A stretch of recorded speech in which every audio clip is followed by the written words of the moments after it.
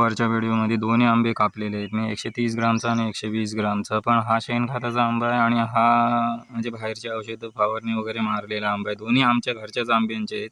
पण ह्याच्यातलं तुम्हाला फरक दाखवायचं झालं तर शेणखताच्या आंब्यात कोणताही तुम्हाला डाग दिसणार नाही आणि जो औषधं आणि फवारणी मारणारे आंब्यात तुम्हाला आता पाहू शकता किती मोठा बल्ब, म्हणजे हा असा पिवळासारखा डाग आहे. आणि तो हा 15 दिवसाच्या अंतराच्या आत तुम्ही हिरवी साल असेल तेव्हा कट केला तर हा डाग तुम्हाला अजिबात दिसणार नाही. आणि जेव्हा पडलेले आंबे असतात त्याला सफेद डाग पूर्णपणे पडलेला असतो.